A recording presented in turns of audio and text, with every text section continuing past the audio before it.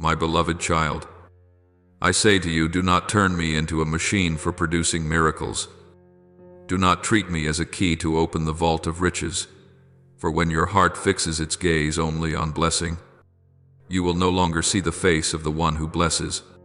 I am not the echo of passing dreams, but the one who leads your soul back to the straight path, even if you must walk through the darkness of your own heart.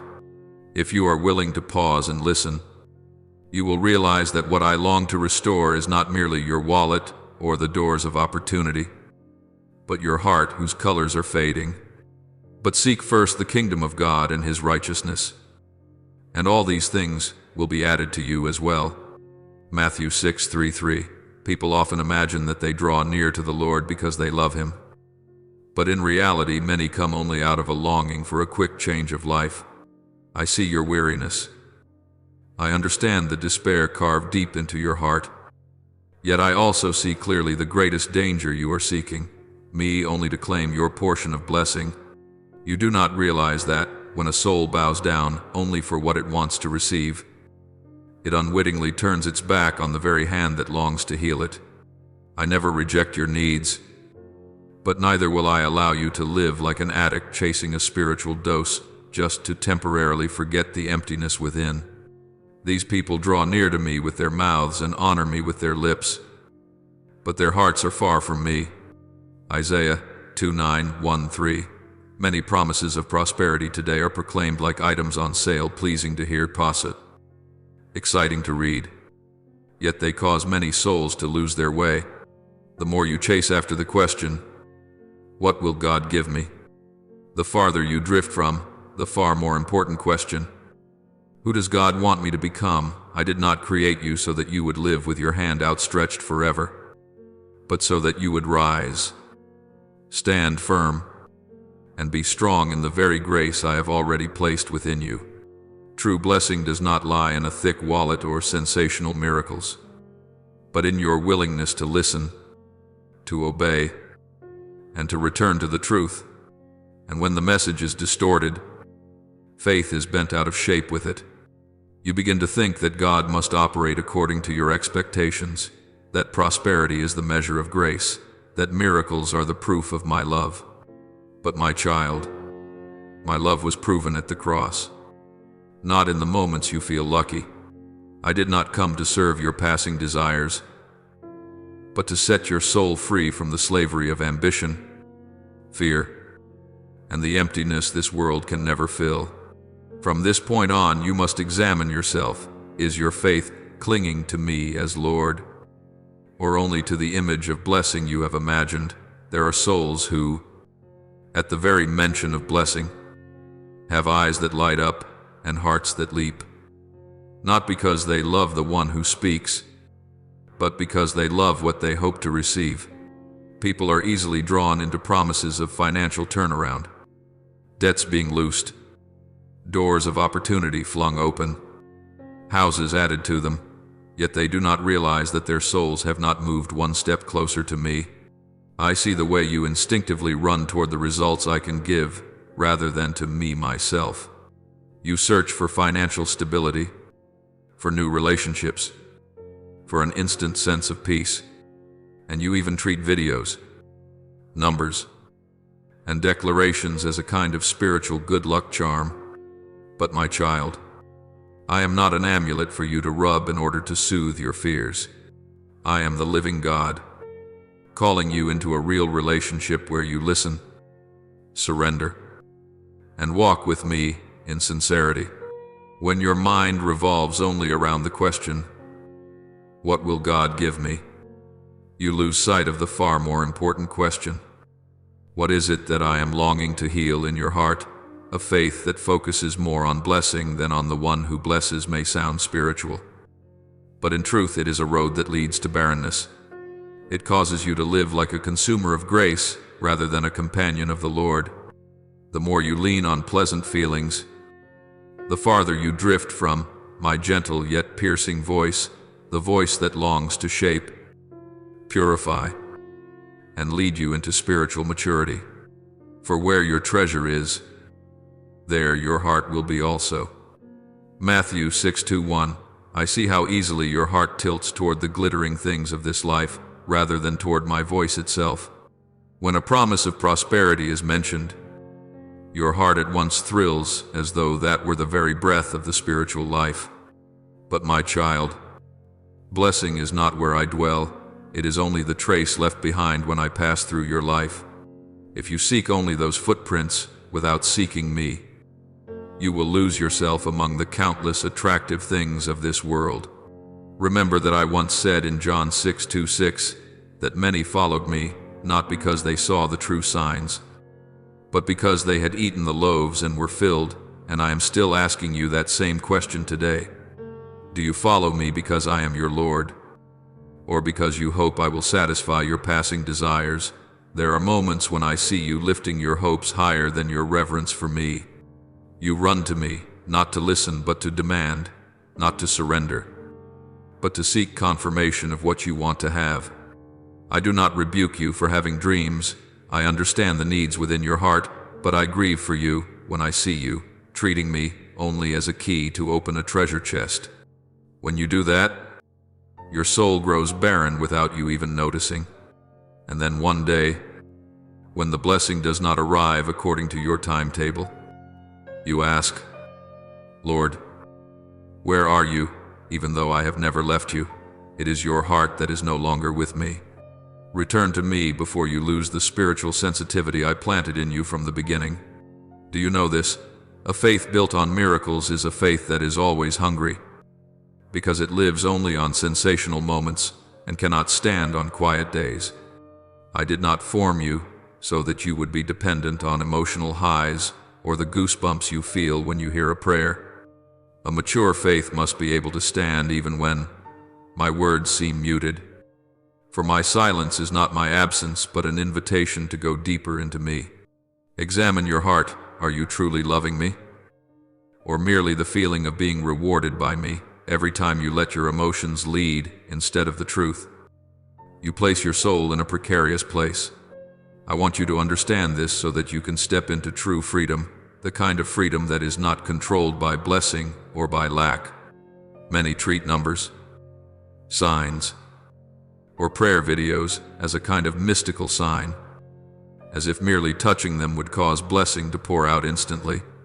But I do not dwell in such things. I dwell in the heart that seeks truth, that walks in humility, that dares to face itself. I have never told you to use faith as a formula, nor do I desire that you see me as a system that operates automatically. Faith is not your way of pressuring me to do your will, but your way of stepping into my correction so that you might become more like me. When you use faith as a charm, you unintentionally reduce me to a tool while you place yourself in the position of the one in control. My child, I do not want you to walk that road, for it leads to an emptiness and disappointment you cannot imagine. Let me say this softly, yet sharp as a two-edged sword, when you continually ask, what will the Lord give me? You are shrinking me down to the size of your own understanding. But when you ask, what does the Lord want to teach me? You open the door to maturity. Every word I speak has the purpose of shaping you, not indulging you. I do not desire that your soul remain weak, living off temporary blessings while forgetting the eternal purpose I have placed upon you. As in Psalm 3:7-4, I declare, delight yourself in the Lord, and I will give you the desires of your heart, not so that you may use me as a magic wand, but so that you may understand that when your heart is set in the right place, your desires will be renewed according to my will. When that happens, blessing is no longer merely what you receive, but what you carry to illuminate your own life. I know there are times when you are weary, and in your weariness, you easily cling to whatever sounds like a marvelous promise: more wealth, quicker success, a rapid turnaround in life. I do not blame you for longing for change, but I want to remind you of this: no miracle is deeper than the miracle that takes place within the soul. When I heal your heart from ambition, from fear, from dependence on success, That is the true miracle. Material blessings never last if they are not founded on a heart that can discern what is real from what is merely an echo of the world. Allow me to work the miracle in your heart first, and you will see the other things in your life fall into place in a new order. Your faith cannot stand firm if it seeks only the light of success, even if everything you ask for turns out well. If your heart is not turned toward me, those things will never be enough to keep you. I have seen many who were blessed yet still lost themselves. They received much, but became nothing. Do not walk that path. I want you to understand blessing like a stream of water. It is pure when it flows through you, but it becomes stagnant when you keep it only for yourself. A heart that seeks me first will never lack, because it has found the true source, and I desire that this heart be yours. You need to understand the deeper reason why distorted faith has become so widespread. People prefer the feeling of security, not in me, but in visible results. The world fears waiting, fears silence, fears facing the dark corners of its own heart.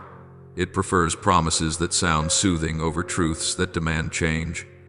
But my child, I did not come to lull you to sleep. I came to awaken you. If you go on chasing blessing while avoiding correction, you will begin to believe that I exist to serve your desires, and at that very moment, your soul will grow weak without your realizing it. I remind you of this not to condemn you, but to rescue your soul from that sweet yet dangerous distortion. When you pause and look deep into your heart, you will see fears that lie at the root of your misguided seeking: fear of lack, fear of being left behind, fear of failure, fear of not being good enough. These fears make you cling to blessing as if it were a life preserver, instead of clinging to me as your very source of life. But I want you to know this: I do not measure your worth by what you have or do not have. I call you my child, even when your hands are empty. And it is precisely in that state that you can hear me more clearly, for there is no longer the noise of ambition drowning out my voice. I am calling you back, not to take away what you hope for, but to restore to you what you truly need. True faith does not make you chase after signs and wonders. It enables you to stand firm even when no sign has yet appeared. I want to teach you to love me before the blessing, not to love the blessing first, and only then remember me. When you put me in the rightful place, everything else will gradually fall back into place. You will realize that peace does not come from the amount of money in your wallet, but from knowing you are standing in my will. Joy does not come from success, but from sensing that I am right beside you. And hope does not come from predictions, but from the presence of the one who never breaks his promise. Come closer to me with a sincere heart, and you will come to know what an unshakable blessing truly is. When you grasp this, you will find it easier to let go of shallow pursuits in order to lay hold of something deeper, a true relationship with me. That relationship is not shaken by lack, nor distorted by promises of material gain. It stands firm like a tree planted by streams of water, evergreen though seasons come and go. I want your faith to become like that, not controlled by circumstances, not reduced to a transaction, not diluted by ambition. And when you stand firm in this, you will clearly see the next step. I want to lead you into a step where you not only believe that I am at work, but also understand your own role in that journey. But that I will speak to you about later. There are moments when I look at you and see you wishing that I would turn everything around with a single word, while your own feet remain rooted to the spot. I understand the weariness that makes you want to give up. I understand the disappointment that makes you just want to sit down and hope for an instant miracle. But my child, my love does not make you passive. My love makes you strong. I did not create you to be a mere spectator of your own life, nor a child who only waits for others to sort everything out. As James 2:17 tells you, that faith by itself, if it does not have works, is dead. I want you to understand that true faith always brings movement. If you only expect me to do everything, your soul will grow weak, and your future will remain forever out of reach. I see you many times asking me for healing, yet unwilling to enter into the disciplines that would restore your soul and your body. You ask me to open doors, yet you do not want to take a step. You want me to set your mind free, yet you cling tightly to the thoughts that have drained you for so many years. It is not that I do not want to help, but blessing cannot blossom in a heart that refuses to be plowed. I have given you courage, but courage only grows when you rise up from your own fears. Many times you think I am late, but in truth it is you who are hesitating to do your part. Look back and see how many doors have I already opened. Yet you did not enter because you thought everything had to be laid out exactly as you wished. Many of my children love to hear the promise I will heal, yet fall silent when I say, you must forgive. You must step out of that toxic relationship. You must do what is right even when it hurts. I do not call you into a soft, fragile faith that seeks only comfort while avoiding the truth. I lead you into a mature faith, where you know that your actions are the strongest. Amen to my promises. You cannot receive deliverance if you will not cut off the things that imprison you. You cannot receive peace if your heart continues to nurture what throws your mind into turmoil night after night. I do not require you to do what is beyond your strength. I simply call you into the part for which you yourself are responsible. There is a truth, both gentle and sharp. My miracles often come when you have already taken the first step. When you begin to adjust each small habit, when you dare to face painful emotions instead of hiding them, when you choose to heed wholesome counsel instead of chasing what feels easy, then heaven begins to move. I have placed within you the capacity to change. I have given you the strength to stand up. I have given you the Holy Spirit to guide you. But if you remain sitting still, blessing will flow past like a stream that your hands can never quite touch. Believe this, I never call you to act without also giving you the strength to do it. Each step you take is a response to my call, and I am always right behind you to steady you when you stumble. A soul that only knows how to ask give me but never asks what must I do will gradually become fragile, and that frailty makes you easily believe that I am silent, even though in truth you are the one standing outside, my working. You were not born to be passive under grace. You were born to be a co-worker with heaven. I do my part, but I always reserve a part for you so that you yourself may grow. I do not want blessing to turn you into someone dependent and complacent. I want blessing to turn you into someone who walks strongly through the darkness. And when you begin to act, you will see that everything I promise bears the imprint of you within it, the courage, the perseverance, the right choices that only you can make. I know you fear failure, fear making mistakes, fear having to pay the price. But my child, staying still will cost you the most, for then you lose precisely what I have prepared for you. You do not need to be perfect, you only need to be willing. I will make crooked paths straight. I will turn trembling steps into steady ones. I will transform your small attempts into results beyond what you can imagine. What I need is not your perfection, but your obedience. And true obedience begins when you act even while you are not yet completely sure. Like a father taking your hand as you learn to walk. I do not ask you to run, I only want you to stand up. If you ask why you must act when I am more than able to do all things, I will answer because I do not want you merely to receive blessing. I want you to become someone who can steward blessing. What you obtain easily, you will easily lose. But what you walk toward and take hold of will become part of your very heart. I love you too much to leave you forever childish, never maturing, never growing strong, never learning to fight for your own life. At the deepest place of my love lies discipline and training, because I long to see you go beyond your fears. And when you dare to act, true miracles do not only happen around you, but within you, right where I most long to touch. Look again at the times I healed in Scripture. I told the paralyzed man. Rise up, I told the blind man. Go and wash, I told Lazarus. Come out. Miracles always went hand in hand with action. I still work in that same way today. With you, I release power from heaven. But you walk with your own feet. I speak my word, but you respond with obedience. Every step you take, however small, opens the way for heaven to do the greater part. You may not realize it, but the moment you are willing to lift your hands out of despair, I have already begun to raise you up from the depths you thought you could never escape. And as you learn to stand up, you will discover something profound. Blessing is no longer something you demand, but becomes the natural outflow of a life that walks in step with my word.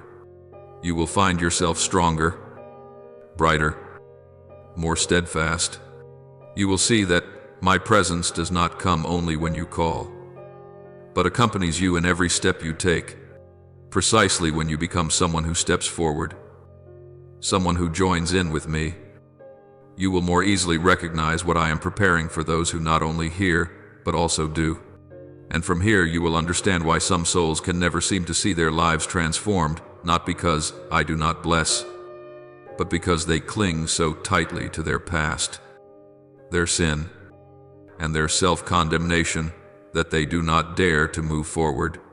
There are things I see in your heart that you do not dare to name, a hidden gnawing that clings to you like a shadow, following you even when you try to walk quickly away. I see how you try to smile, yet behind that smile is a familiar sigh, the sigh of someone who believes they will never be good enough. You hold your past so tightly in your hands that I cannot place any new blessing there. It is not that I do not want to change your life, it is that you have not let go of what has already decayed. I have erased your sins, yet you keep them as evidence against yourself. As Hebrews 8:1-2 declares, I will remember their sins no more, yet you remember them on my behalf, and condemn yourself day after day. Do you know that there are souls so accustomed to pain that they are afraid of happiness? I see that in you. The past has wounded you, and instead of letting me heal you, you have learned to curl in on yourself like a withered leaf, afraid of the wind's touch. You think you are being humble when you blame yourself, but in truth you are bound by a sense of guilt that I never placed upon your shoulders. Sometimes you are in pain not because of your sin, but because you will not accept my forgiveness, and this sends your spirit into a cycle. You fail. You punish yourself. You strive to make up for it, and then you collapse again. My child, I do not want you to live by that worn-out rhythm any longer. I want your heart to be free. I see how you bow your head each time you remember the mistakes you have made. Even though I have washed them away with the blood of my only Son, you think that tormenting yourself is proof of repentance. But it is only self-punishment that exhausts your soul. Repentance is turning back to me. Self-torment is turning in on yourself. You have confused the two, and it is precisely this confusion that makes it hard for you to touch the peace I have promised. You think that shame will keep you from failing again. But shame only makes you forget your true worth. I forgive you so that you can move forward, not so that you will stand in one place forever, weeping over the ashes of your past. There are nights when I hear you whisper, Lord, you must be so disappointed in me. You don't realize that those very words hurt me more than any mistakes you have ever made. Because in that moment you are trusting your feelings more than my word. I have never looked at you through the lens of your failures. I see you through the work I am doing in you. You are changing, even when you do not notice it. The wounds in your heart do not prove your weakness. They prove that you are still alive, still longing, still sensitive enough to ache over what is wrong.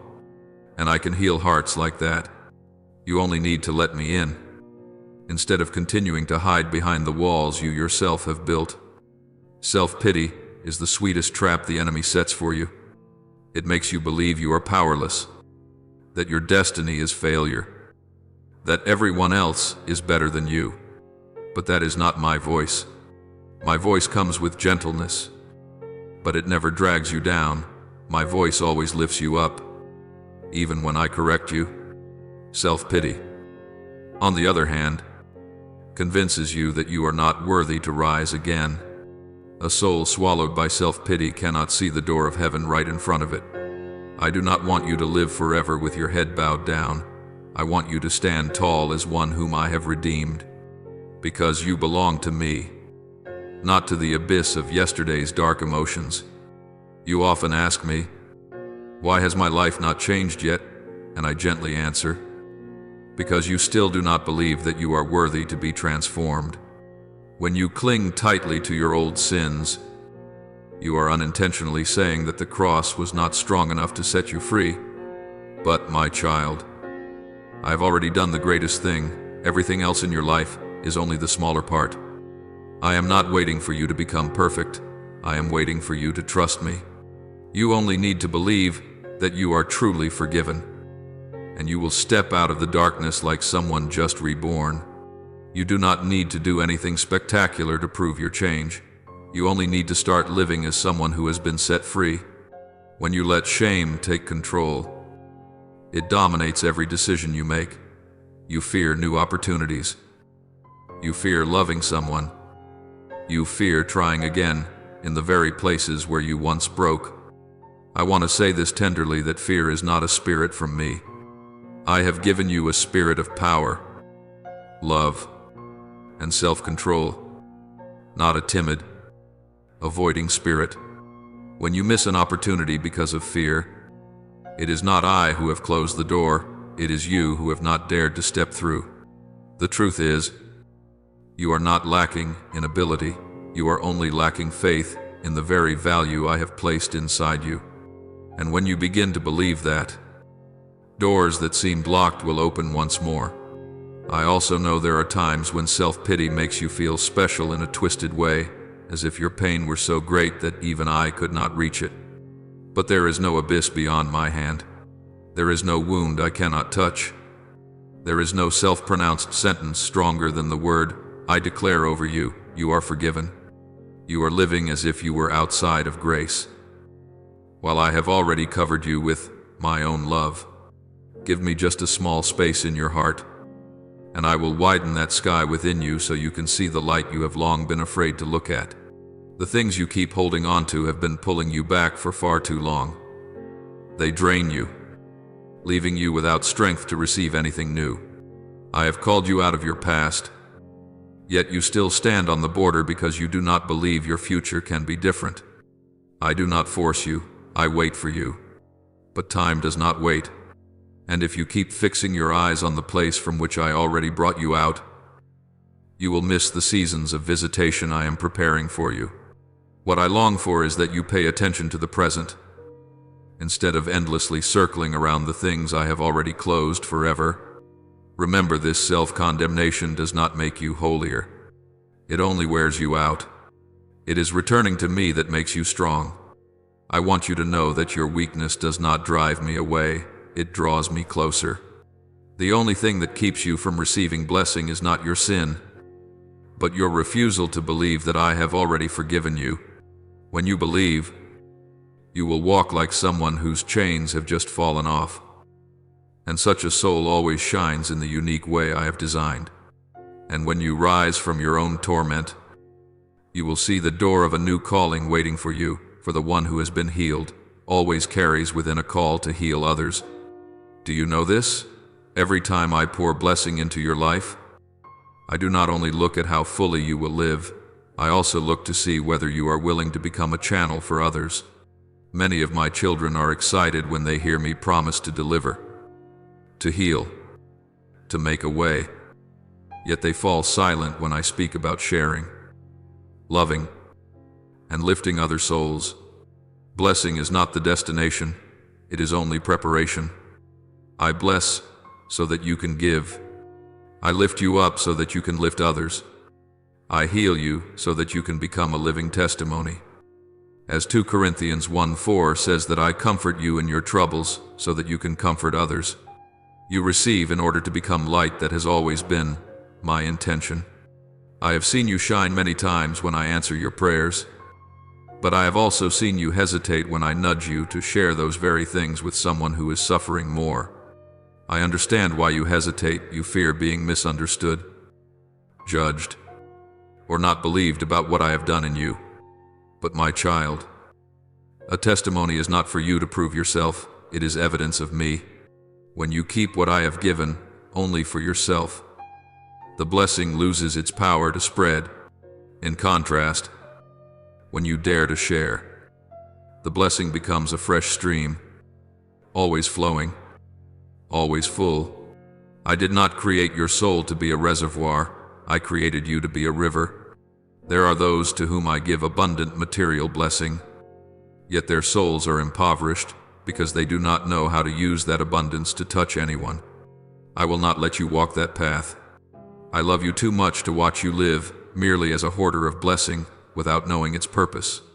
When you ask me to open financial doors, I listen, but I also watch to see whether your heart is expanding as well. Because a closed heart cannot carry a calling, and I want you to step into your own calling, the one only you can fulfill, because I have placed within you things that no one else has.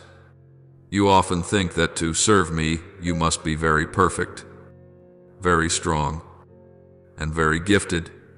But my child, I do not send perfect people, I send those who know how to surrender. What I need is not talent but a willing heart.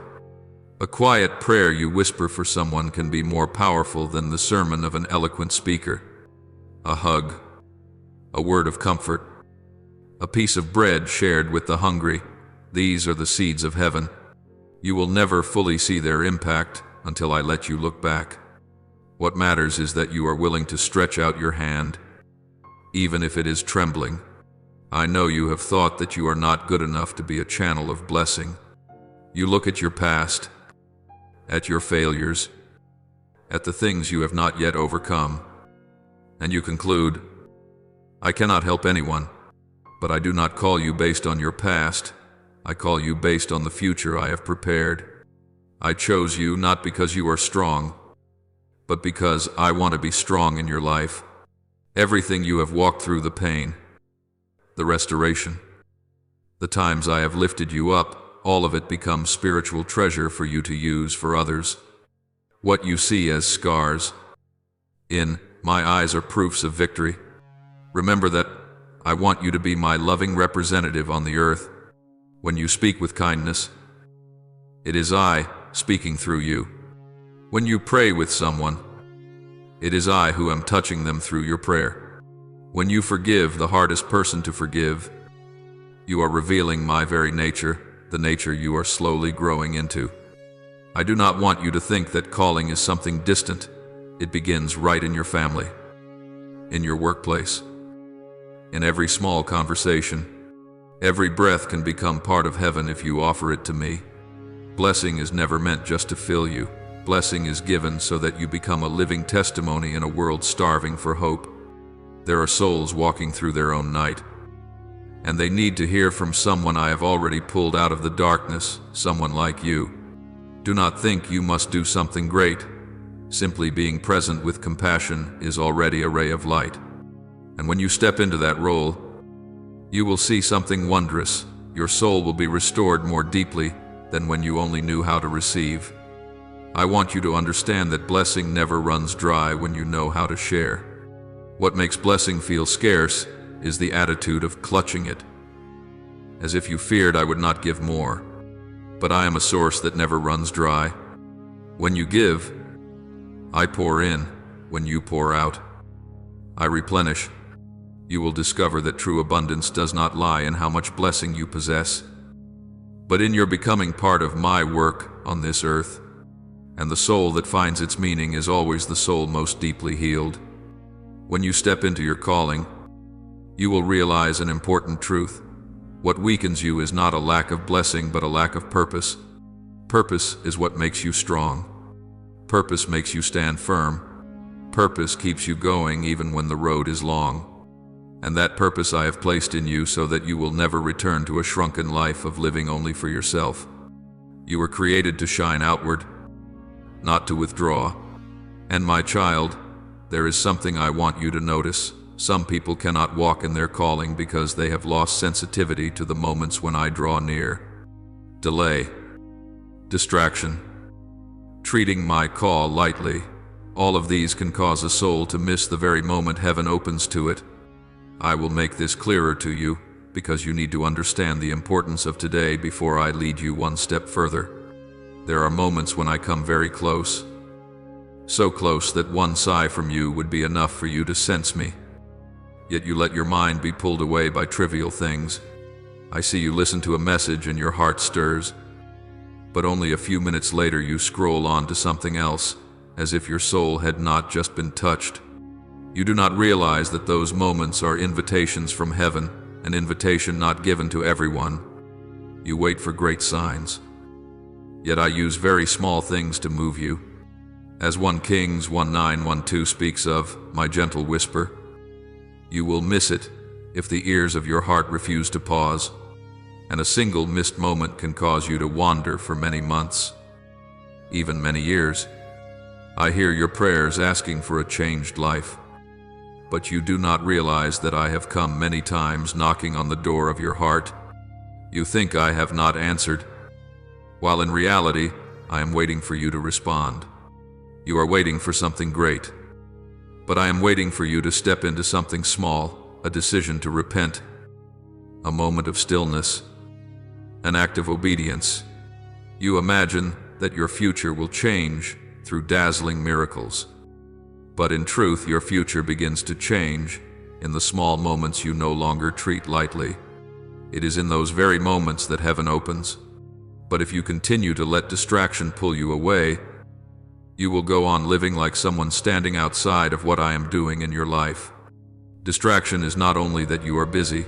Distraction is when your heart is filled with priorities that crowd out my place. I have seen you receive a strong prompting from the Holy Spirit, yet you tell yourself, I'll change tomorrow. When I'm free, I'll do it. You do not know how dangerous that word tomorrow really is. Each time you delay, another layer forms over your heart, and each layer makes you less sensitive to my leading. Spiritual callousness does not appear in a single night. It comes from many times brushing aside my gentle touches. I warn you of this because I love you enough not to let you drift any further. I often speak to you in a very gentle voice. Give me your hand.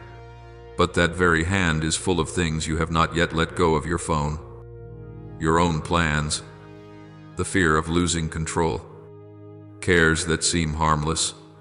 You do not see that these things steal from you not only your time but also your spiritual sensitivity, the very thing I most want to guard in you. When you are overly preoccupied with what the world demands, you will forget what heaven is whispering. I do not accuse you, but I invite you to return, so that you can take my hand before that opportunity passes like the morning mist. There are people who listen to hundreds of messages and watch thousands of spiritual videos, yet their lives never change. It is not because my word lacks power, but because they hear with their ears and not with their hearts. You also have been like that, listening to know, but not listening to obey. I want you to understand that each message that comes at just the right time for you is not a coincidence. It is a knock. It is an invitation. It is a sign that I am drawing near. And when I come near and you still do not open your heart, what you lose is not just a lesson, but a whole season of visitation.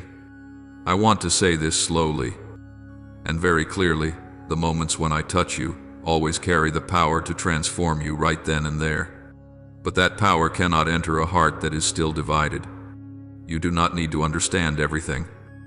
You do not need to solve everything. You do not need to know what you will do tomorrow.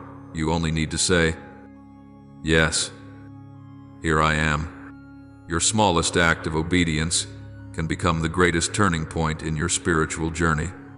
I do not want you to live forever in the cycle, stirred, then delaying, and then forgetting. I want you to become someone who seizes the moments when heaven opens over you. I know your hesitation is not always intentional. Sometimes it comes from weariness. Sometimes from the fear that you will not be strong enough to keep up. But my child, I do not require you to be strong before you walk with me. It is as you walk that my strength comes. You only need to dare to decide in the moment I touch you. I will do the rest for you. Do not wait until you feel ready to return. Do not wait until your life is calm to respond. Right today, in the chaos, the confusion, the exhaustion, I am calling you. Look back over your life and ask, how many times have I called and you did not hear? How many times were you on the verge of change but stopped halfway? How many times did you sense me so near, yet let that opportunity slip away? I am not asking to shame you. I am asking so that you know I am still patiently waiting, and I am setting before you a new season. But you can only step into it if you stop, just once, and truly listen. What you need is not more promises. What you need is a decided heart. And my child, a soul that knows how to seize the time of my visitation, will not only have its own life transformed, but will also become a carrier of life to other souls. I want you to be among those people. But first, you must learn to recognize when I am touching you, and not let the trivial things of this life cause you to miss the moments I have prepared just for you. Because behind every time I visit you, there is always a greater, deeper calling, which I am about to speak to you. I want you to understand this very clearly, as if I were placing my hand on your shoulder and speaking softly. The fact that you have hesitated many times and have overlooked many of the times I knocked does not mean I have closed off your future. On the contrary, I am your God, the one who sees the whole journey of which you have only walked the first few steps. And I assure you that the days ahead are not a weary repetition of yesterday, but new seasons I have already prepared. Even when right now, in your eyes, everything seems like a single, heavy shade of gray. You see only a small corner, but I see the whole picture. I know why your present is the way it is. I know which opportunities you have lost, how many times you have wept in secret, how many times you have asked yourself, I wonder if the Lord still remembers me. And right within those very questions, I am quietly rearranging each detail more carefully than you imagine. Not to punish you, but so that in the end, everything will fit into a purpose far greater than the small expectations you are holding in your hands. You look at reality with tired eyes, so you think that everything is against you, but I look at your life with the eyes of the Creator, and so I know what must be kept, what must be taken away, what must be allowed to collapse, so that the foundation within you can be rebuilt more firmly. Sometimes you think I am silent, but that silence is like a pause before a new chapter is opened. And it is in that pause that I am quietly dismantling traps you do not even know you are about to stumble into. At times I allow a door you eagerly awaited to close, not because you are unworthy, but because I see that at the end of that road lies a chasm. At other times I do not answer your prayer immediately, not because I have abandoned you, but because if I gave too soon, that blessing would weigh down a heart not yet mature, and you would misunderstand me, turning the blessing into a burden and blaming me yet again. I know that in the dark you easily doubt. I know that when you hear bad news, when you look at your finances, your health, your fractured relationships, you easily say, perhaps the plan for my life has ended. But my child, I do not write your story with hurried strokes. I write with patience, with a love that is not shaken by your momentary wrong decisions. You see failure, but I see an opportunity to rebuild. You see loss, but I see the empty space I will use to pour something new into. You see a dead end, but I see the turning point that keeps you from going deeper into danger. Therefore, I remind you not to rush to conclusions about your future based only on what your eyes see today. Because the truth is that there are good things I have long prepared for you. It is just that your heart is not yet still enough to recognize them. Do you remember how many times, looking back later, you exclaimed, If things had gone according to my wishes that day, I would be suffering much more now. In those very moments, you are unwittingly admitting that I intervened while you thought I was standing aside. In the same way, right this moment, whether you feel me clearly or not, I am still at work, still reshaping the broken lines of your life, still joining the scattered pieces into something meaningful. And one day, you will weep with gratitude when you recognize it.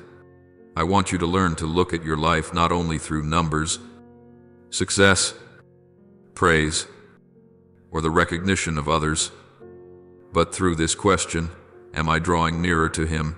Am I allowing Him to change me from within? If the answer is yes, then even if many things on the outside are not yet in order, you are still moving in the right direction.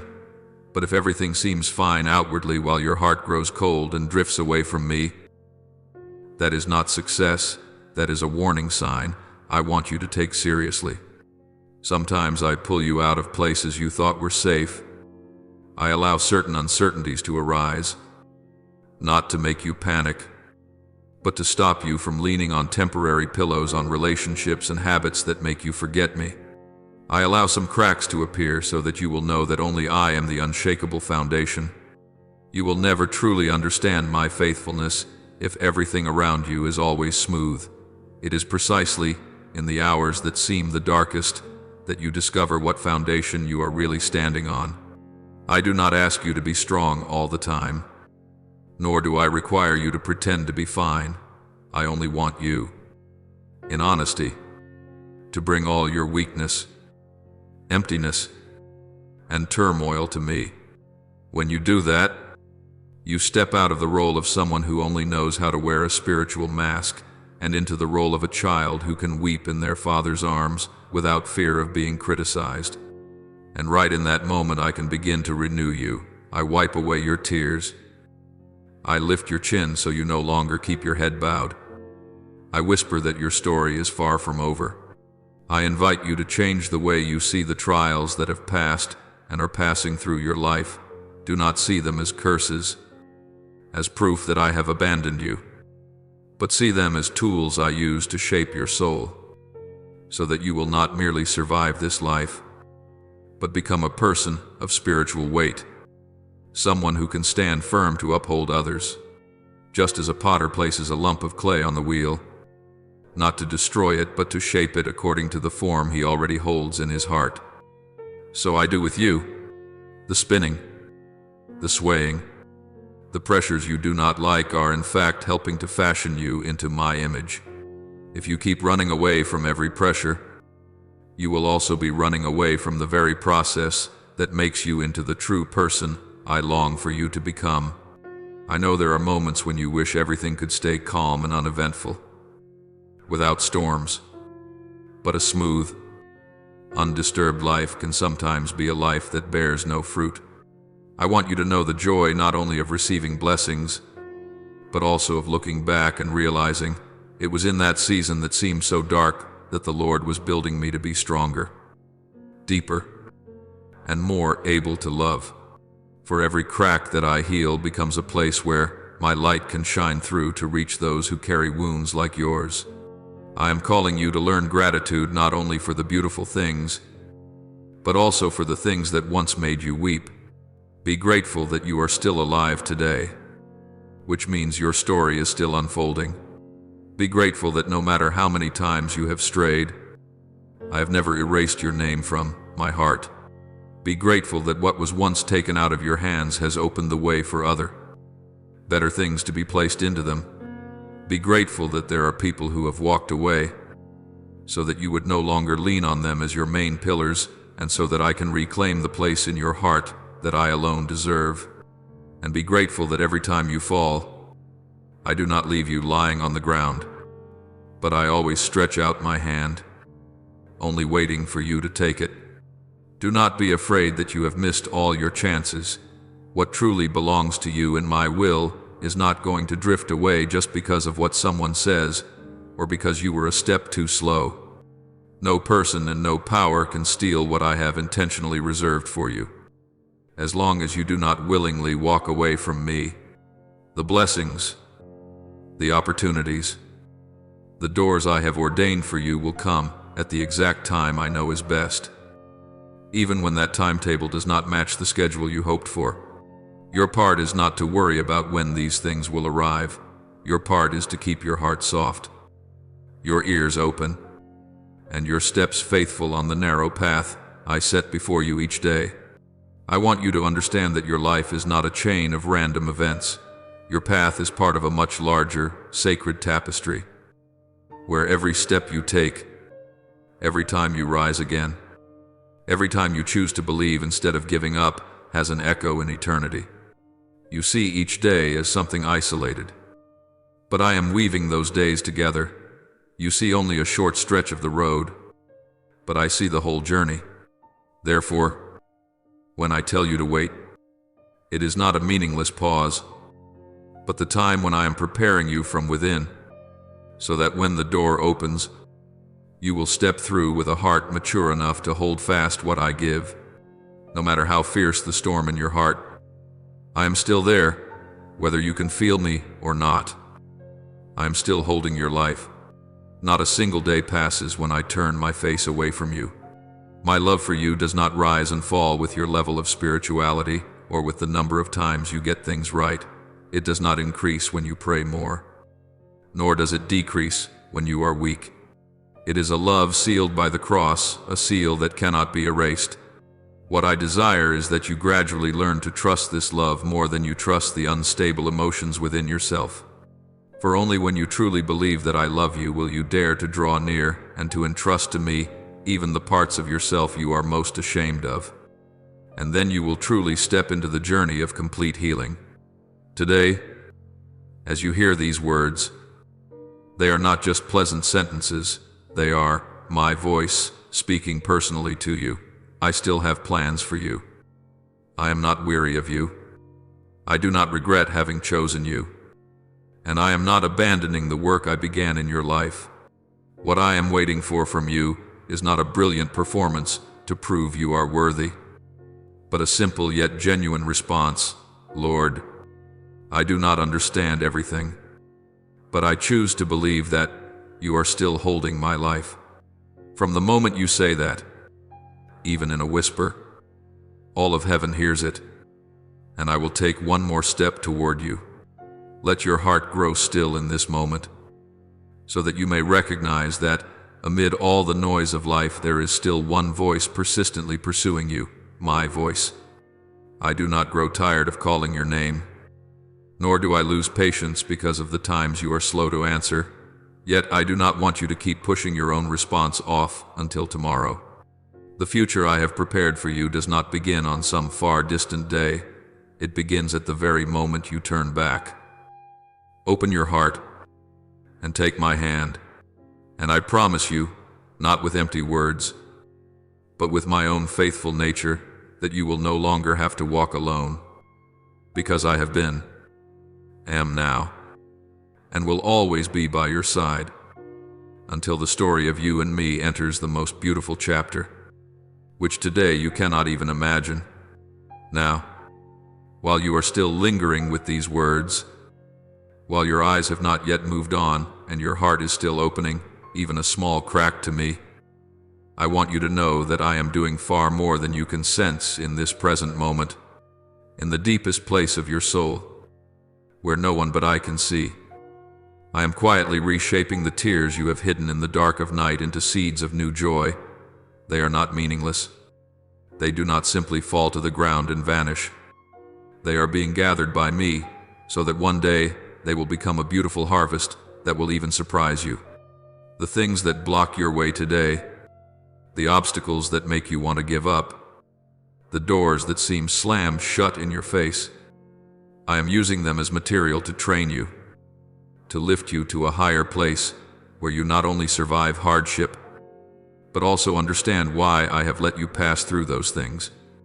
You have often asked yourself, will my life ever step into a new chapter? Or will everything stay like this forever? And at times, you have slowly come to believe that nothing will change. But I tell you that this new chapter is already opening, even though you can see only its first lines. You are not someone left behind, not a forgotten face in the crowd. You are the one I call by name, the one I have chosen, the one whose hurried breathing I see clearly, whose hands clenched in anxiety, whose head bowed in weariness I notice. Therefore, even if circumstances try to convince you that you are a failure, I affirm to you that, in my eyes, you are in the midst of a transformation, not standing at a shattered end. I have told you many times that I am light, but today I want you yourself to speak this out as the declaration of your own soul. Open your mouth, even trembling, and say, "The Lord is my light." For every time you say it, you are not merely reciting words.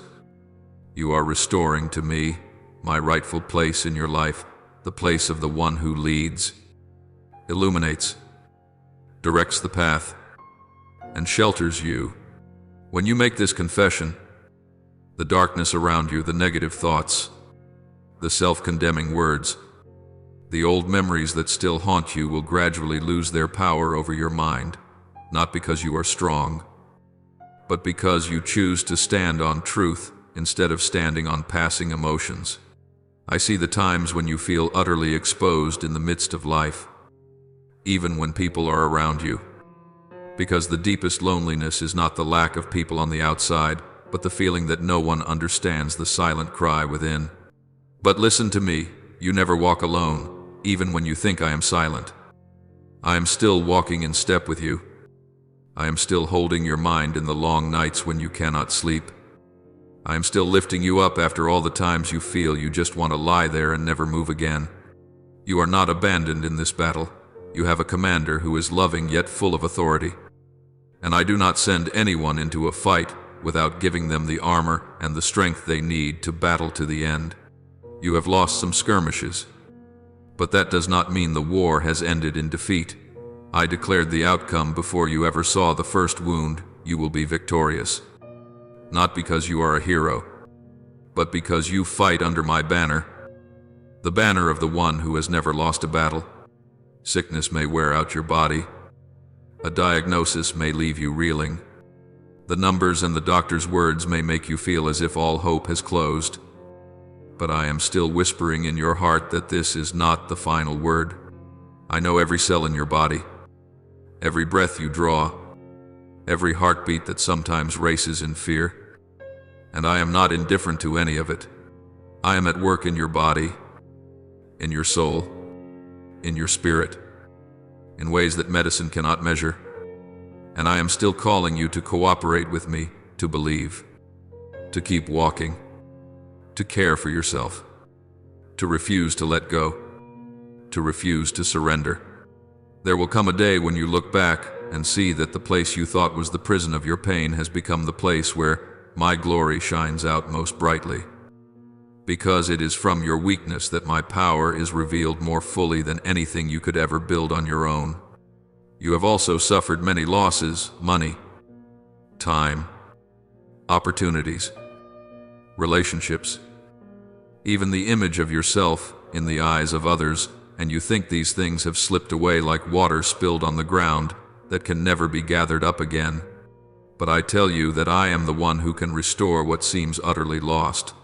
I do not merely compensate you in material ways for the damage you have borne. I also work deep within you so that you are no longer imprisoned by a sense of being at a disadvantage. I do not promise that everything will return to exactly how it was before. I promise something greater. I will bring you what truly belongs to you in the new chapter. Something that, without the season you have just walked through, you would never have had the depth to receive and to guard. So when I say that you will recover what is yours, I am not speaking only of possessions or reputation. I am also speaking of peace, of courage, of purity of heart, of a sense of purpose you thought you had lost long ago. All these words I am speaking to you are not empty encouragements. They stand on the foundation of my very nature. I am the faithful one who never speaks without intending to fulfill. I know you have heard many promises from people and then watched them swept away with time. So now you are quick to doubt, even when you hear, my promises. But I want you to distinguish. People may forget, but I do not. And the plans I make are not shaken just because you pass through a few storms. What I have spoken over your life will not die halfway. It may pass through turns that are longer than you expected. It may be delayed by your own hesitation.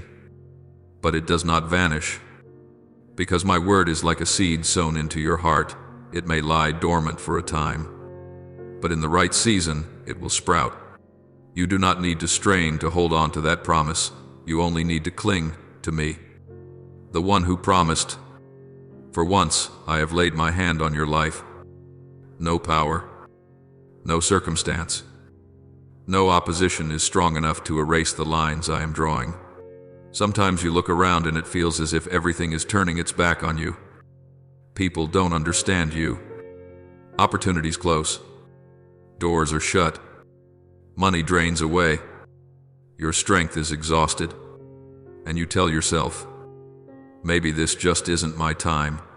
But I want you to know that the very moment when everything seems to be against you is often the moment closest to breakthrough. Because the night is usually darkest right before the dawn.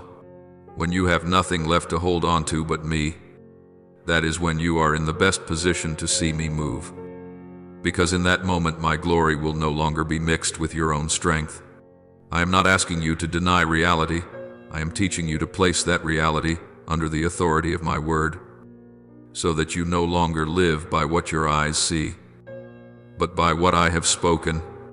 And right now, as you are reading these lines, when your mind might already be wanting to move on to something else, I plead with you as a loving father, do not rush away. Do not treat this as just another piece of content on a screen. Do not see yourself as a random passerby who will forget everything in a few minutes. The fact that you have stayed until this very moment is not a coincidence, not a careless tap, but a quiet arrangement that I have woven into your schedule. How many times in your life have you felt something reach this deep into your heart like this moment? How many times have you realized that every word seems to be aiming straight at your fears and your hopes, like this?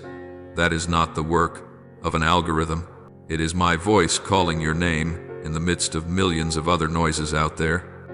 Your time is not tomorrow, not when you are doing better, not when you are less busy, but today, this very moment, as you are sitting, standing, or lying down with a device in your hand and your heart wavering between belief and unbelief.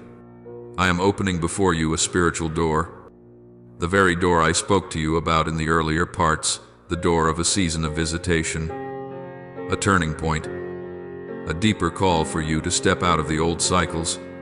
I am not promising you an easy path, but I assure you that if you take my hand today, you will not be the same as before, deep in your spirit, in that part of you that even you sometimes cannot fully understand. You have sensed that something is being stirred. You feel one part of you coming alive with hope, while another part trembles with fear. Because a true miracle does not only change circumstances, it changes you, even though you do not fully understand. It is your spirit that is bearing witness that I am drawing near and about to do something unusual. You sense it in the trembling of your heart, in the tears you cannot explain, in the feeling that this is for me, even though no one is calling your name out loud. I am preparing you to experience an intervention that goes beyond logic, not so that you can tell a sensational story for entertainment, but so that you may know that I am the true and living one, the one who is not a stranger to the darkest corners within you. The miracle that is coming is not merely a favorable outcome, but a moment when you realize that I have never left you, that every staggering step in your past has been part of the journey leading you here to this moment in which you are being invited to respond to me with all your heart. If you are willing, right now, whisper to me, even with clumsy words. I want to believe you. I want to hold on to what you are doing. From that whisper, I will begin to write new lines in the story of your life. Lines filled with light, with healing, with victory, not because you are worthy, but because I love you with a love that cannot be measured, cannot be counted, cannot be compared, and will never change. My child, when I draw near and gently touch your heart, I do not only want you to shed a few tears and then move on. I want to lead you out of the dark place where you have stayed for far too long. All I need is a simple faith, not complicated, not ornate, but sincerely turned toward me. And I can do what you thought you could never change in your entire lifetime. You do not have to strain to make yourself more spiritual. You do not have to try to appear strong before me. For I am not moved by appearances. I look straight into the deepest place of your soul. What I am waiting for from you is not long, elaborate prayers, but a heart willing to open, willing to listen, willing to let me explain, willing to let me love you as you sit there, exhausted by your own thoughts. I have already begun to touch the situation you believed was deadlocked. But the doors I open often do not make the noise you expect, so you easily mistake them for silence. I want you to understand that faith is not the absence of trembling. It is that even while your heart is still shaking, you choose to place the weight of your life upon my word rather than upon the things that are making you panic. You may feel small, but I have already declared that faith as small as a mustard seed is enough to move mountains. What I am asking you today is not, how strong is your faith, but will you dare to place that tiny faith in my hands? I know your mind is full of noise, full of questions, full of images and memories tangled together like a knotted mess of cords. The accusations of others, the negative words you say to yourself, the comparisons, the fears that, what if everything gets worse, are all shouting so loudly that my voice seems very small. Many times you think I am silent, but in reality my voice is being drowned out by the chaos of your own thoughts. I do not come to shout at you. I do not force you to listen to me immediately. I come with gentleness, yet with enough majesty to invite you to turn down the other channels in your heart. You do not have to answer every message. You do not have to keep up with every pace of this world.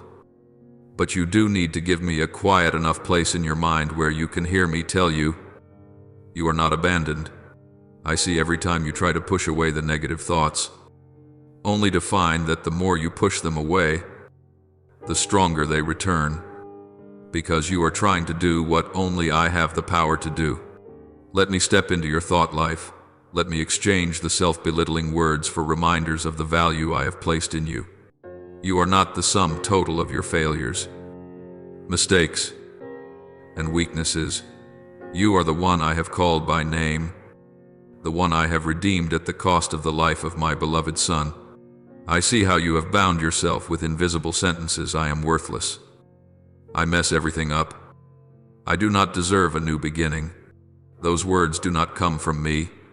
I never speak to you in a language that crushes. I speak in a language that corrects, yet lifts up. You have been far too harsh with yourself, while I am more patient with you than you imagine. I know you think that you must be hard on yourself in order to be serious, in order to truly repent. But my child, I am not asking you to torture your soul. I am calling you to return to me. Repentance is not constructing a new prison inside your heart and locking yourself in it.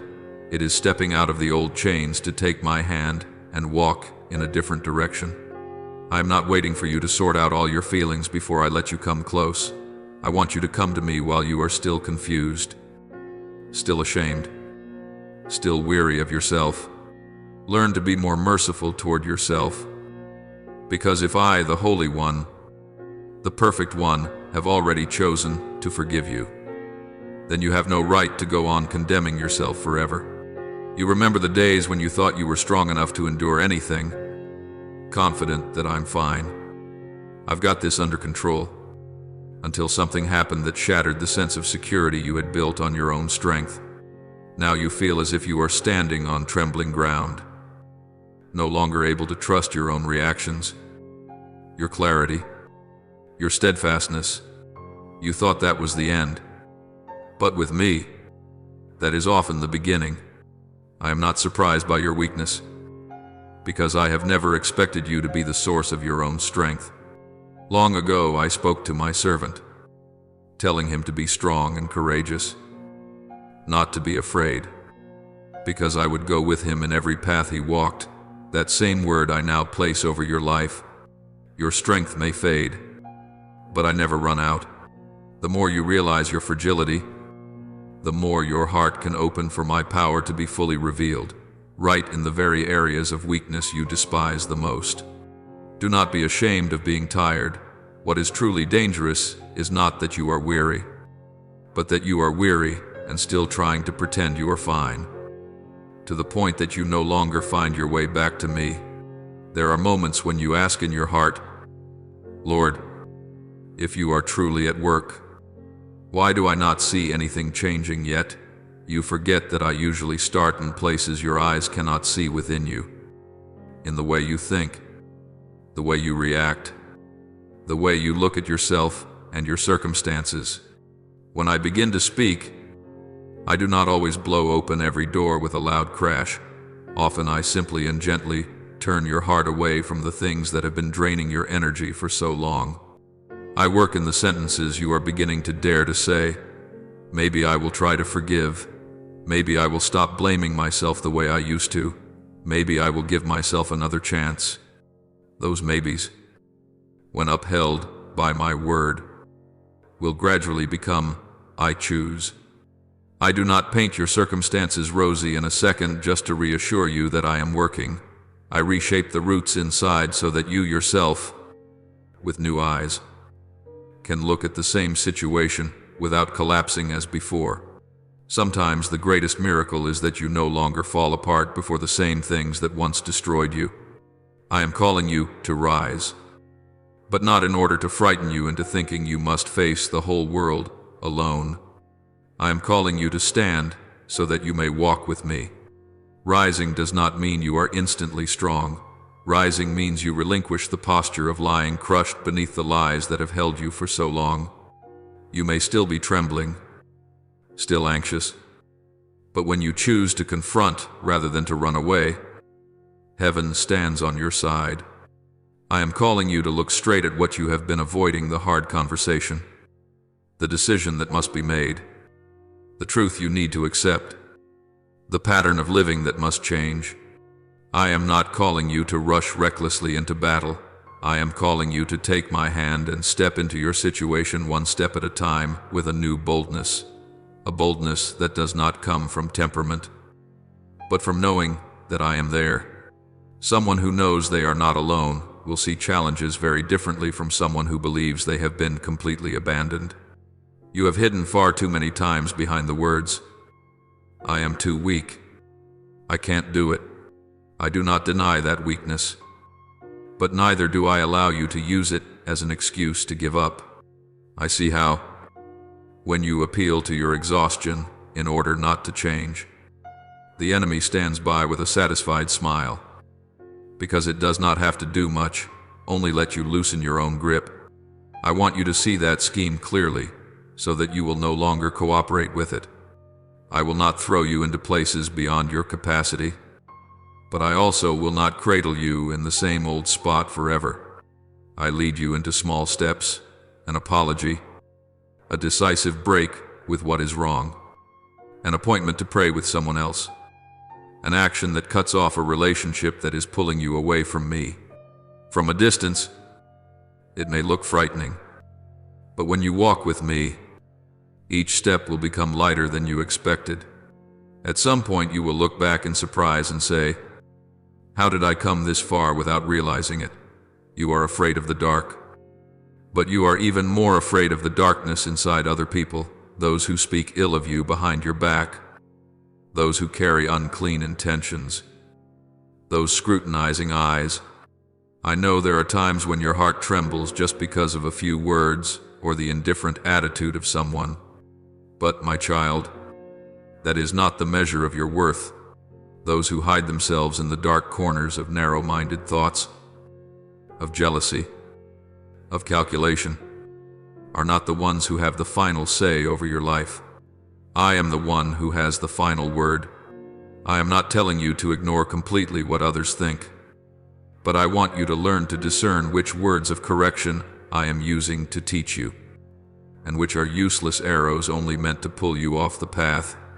If you keep living with your head bowed for fear of what people might think, you will forget to lift your eyes and see what I am thinking about you. Let me teach you how to stand firm in the midst of all that noise. Do not let the shadows of those who do not understand you, the nameless dark forces, the whispers spoken behind the curtain, make you forget that I am walking with you through these bustling streets. I do not promise that no one will ever oppose you, but I assure you that no power can overcome the purpose I have for your life when you walk in obedience. Do not waste your strength trying to control how everyone evaluates you. Use that strength instead to cling tightly to my word. When you stand in my will, even the attacks will become the very material I use to shape you into someone stronger, deeper, gentle, yet resilient. You will learn not to tremble every time the darkness stirs, because you will know that you are walking beside the one who is the light that never goes out. So today, in the midst of all the chaos you are going through, I do not come to you with a cold command, but with the call of a father, my child. Come closer to me. Trust me enough to lay down some of the burdens you are holding. Trust me enough to forgive yourself. Trust me enough to stand up again, even while your knees are still shaking. You do not need to prove anything to me. You only need to answer. Here I am. I am tired, but I am willing to walk with you. From that very moment, the journey of true transformation begins, not with fireworks or thunder, but with a quiet decision in your heart. And from that small starting point, I will lead you day by day, through each circumstance, through each confrontation, until you realize that what I am doing in you is greater than anything you ever asked me to do for you. Today, I want to use these very words to rekindle the flame of love that once burned brightly in your heart, the flame that at times seemed to have gone out because of weariness, because of trials, because of the times you thought you had been forgotten. I have not come merely to comfort you for a few minutes and then leave. I have come to awaken the deepest part of your spirit, where you once knew clearly that I am real, where my love once brought tears to your eyes and you did not even know why. I want you to recognize that what you are hearing is not just empty speech, but the rallying cry of a father training his beloved child to become a courageous warrior. You will no longer simply sit and watch the storms, but you will know how to rise, to face the obstacles, to walk through the walls you used to avoid. The adversities that once threatened to paralyze you will become the battlefield where I teach you to fight with faith. Instead of running away in tears and fear, I will teach you not to tremble before threats, slander, or the contemptuous glances of people, because your soul will be anchored in me, not in anyone's praise or criticism. When storms gather and dark clouds cover the sky, when bad news follows bad news, when the future seems hidden, I want you to remember that you are not struggling alone in a cold void, because I am right there, by your side. In every seemingly chaotic breath you take, I am not only the distant one enthroned in the highest heavens, I am your Father, the one who bends down to watch every tear that falls, the one who hears even the sighs you never put into words. And in my heart, there is always room for you. No matter how you are steady or fragile, peaceful or overwhelmed, you are my child, not an anonymous number among the multitudes. And my deepest desire is not to force you into perfection, but to keep you in my arms, to shield you from the arrows aimed at your soul, to teach you to stand in the authority I have given you, instead of collapsing in fear. When you feel small, I do not despise you. I reach out my hand to support you. When everything around you seems too big, I remind you that nothing is beyond my reach. the problems that steal your sleep, the faces, the words, the threats your mind keeps replaying, none of these can rise above me. For I am the one who created the whole universe, and at the same time am the one holding your hand as you walk through each passing day. I do not promise you that you will never face storms, but I guarantee that no storm has the power to drown a soul that clings tightly to me. I will lead you through battles in which you once thought you would surely go under, not to put my power on display for you, but so that you might see with your own eyes that your weakness is not the full stop at the end of your story, but the very place where I reveal my strength. You will learn to walk as a warrior, not in the earthly sense of aggression, but as a spiritual warrior who knows how to bow down before me in prayer and then rise to face every circumstance with a heart no longer chained by fear as before. I have not forgotten the quiet sacrifices you make for your family, the times you chose to lose, to keep silent, to endure so that others might have peace. I remember every drop of sweat, every late night you sat alone wondering, I don't know if I am doing the right thing. Does anyone understand me? Lord, do you see me? And my answer is, I do see. I always see, even more clearly than you see yourself. The things others forget, I still remember. The efforts that seem to draw no attention, I count every bit, because to me you are never invisible. I want you to understand that the years you have wholeheartedly fulfilled your responsibilities in your family, still striving to keep your faith when others have grown weary and given up, have never been meaningless. They are the very ground where I have been quietly sowing seeds. And at the appointed season, I will cause those seeds to sprout. Many times you have come near to me with a burning heart, praying in simple yet sincere words. And it is precisely those prayers that seemed so weak that have touched my heart the deepest. Even when you feel nothing special, I am still at work behind the scenes of your life, arranging things you never imagined, opening doors you thought were closed, loosening knots you do not even know where to begin to untie. I am the Lord of every resource. I am not limited by your income, your status, or your background, because I am the Lord of all wealth and all opportunity. Silver and gold in human hands are only temporary things, but you are the true treasure I guard. When I say that I will provide, it means that I will care for you not only so that you have enough to live, but enough that you may also give. Not always in large sums of money, but perhaps in time, in understanding, in an embrace, in timely help for someone who is in despair. I love the humble. I love those who tremble at evil. I love hearts that refuse to trample the weak in order to build happiness for themselves. And I am also the one who rises to defend those who have been deceived, oppressed, threatened in the shadows where no one else sees. Do not think that those who use power or schemes to crush you will stand firm forever. I see. I take note. And at the time I have appointed, I, myself, will move things. For I do not allow deceit to rule the lives of those who belong to me. Therefore lift up your head. Do not see yourself as someone who is always beneath others, always losing, always doomed to endure. Victory does not mean never being attacked. It means that even when you are struck down, you rise again by my strength. I want you to feel deeply that your true source does not come from your own intellect, strength, or connections, but from my presence wrapping your life like an invisible cloak. When you are exhausted, I am the one who gives you strength. When you are distracted, I am the one who draws your eyes back.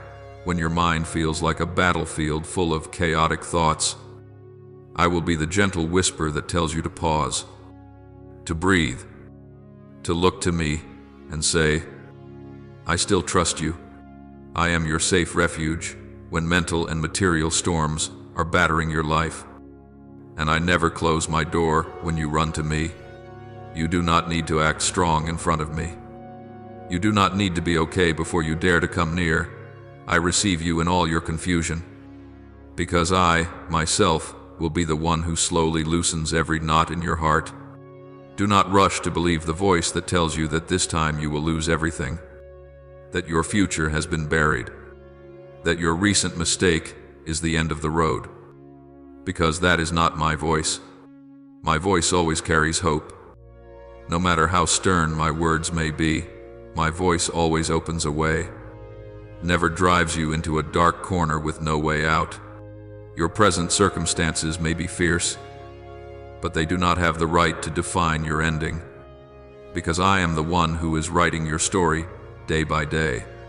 Many times you have thought that your joy has died, that your zeal cannot return, that the doors are all tightly shut. But I am using these very words to awaken in you a sense that something is stirring, coming alive, beginning to burn again, so gentle, yet real. It is the sign that your faith has not been lost. It has only been covered with the dust of disappointment and weariness. And I am breathing on it, wiping it clean, lifting it up so that once again it may become the flame that lights the way before you. I rejoice when I see you still coming back, still listening, still wanting to cling to me, even when you sometimes feel full of contradictions within yourself. Your faithfulness, though imperfect, is still something I cherish, because I look at the whole picture, not only at the times you stumble. I am working miracles in your life, not only the kind that solve problems in an instant, but the miracle of renewing your spirit, healing your emotions, rearranging you from the inside out, so that you will not only stand for a moment, but will be able to walk more firmly than before. From now on, I want you to live as someone who knows you belong to me, not as a guest merely camping on the outskirts of grace. Let your heart respond to me right now, not with flowery words, but with a true opening of yourself, admitting your weakness, agreeing to let me lead, being willing to follow me step by step. When you do that, you will realize that you are not only being rescued, but also being trained to become someone who carries the hope I give to others, because once you have tasted my protection, my strength, and my provision, you will no longer be able to keep it all to yourself. My child, you are no longer standing where you used to stand. You have dared to move, even if it is only one very small step compared to all that you long for. And I am here, very near, to walk with you on this new path. I see the trembling inside you. I hear the silent questions you do not say to anyone. I know the times when you finish praying and are immediately afraid that you will not be answered. But I am not the one who stands far away and merely observes. I am the one who walks beside you, your Father, the one who lays his hand on your shoulder and says, "You do not have to fight alone anymore. You have cried out, even if it was only a sigh in the middle of the night. And that sound is not small or insignificant to me. I answer you not only by changing circumstances, but by my very presence, little by little, in each moment when you allow your heart to grow quiet. What I am doing for you is not merely adjusting a few details in your life, but leading you to the place where you can see everything with different eyes.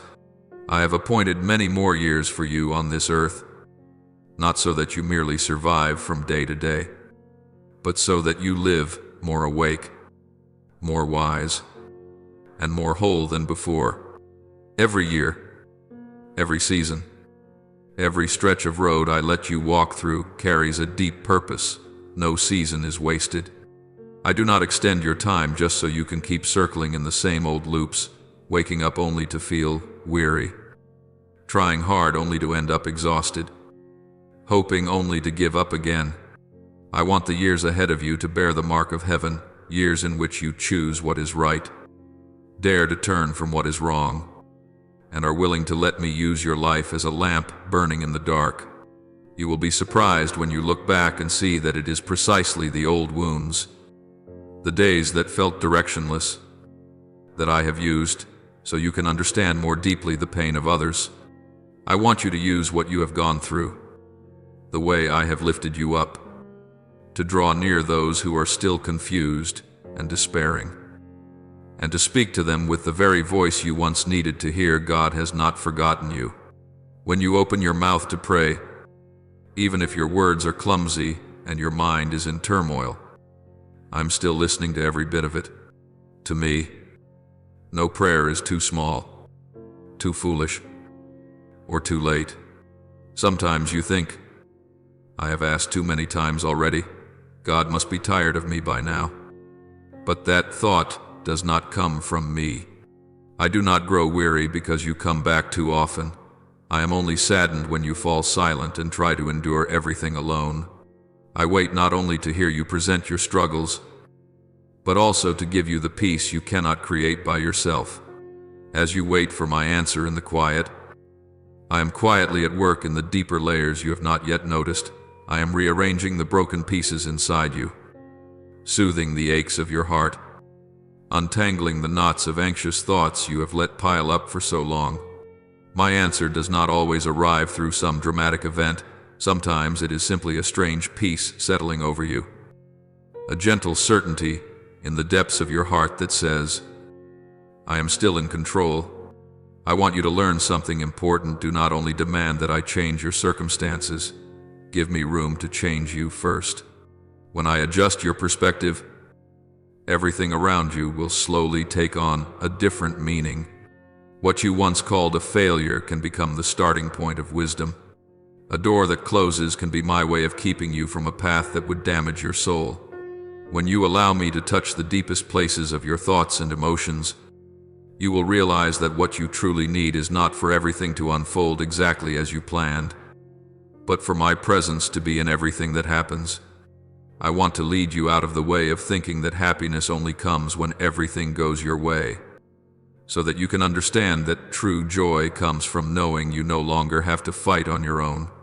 I want you to dare to let me teach you to look at your life in the light of truth, not just through your memories, your fears, or your comparisons with others.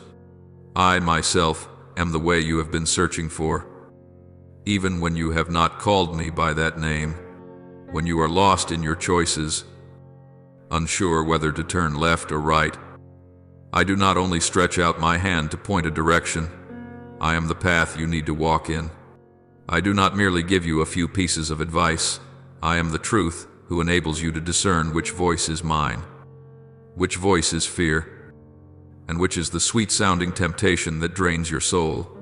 I do not only give you strength to barely get by. I am the source of life, so that you can live according to the original purpose I placed within you. When you are so weak that you can no longer believe in yourself, I want you to know that my power is made perfect right in those very places of weakness. You do not need to pretend to be strong in front of me. You only need to be honest, and I will do the part you cannot do. In every word I speak, there is already the power to accomplish what I promise. My words are not like human promises, which can change with mood, circumstance, or weakness. When I say, I am with you, that sentence is not merely a comfort, it is a spiritual reality you can lean on every day.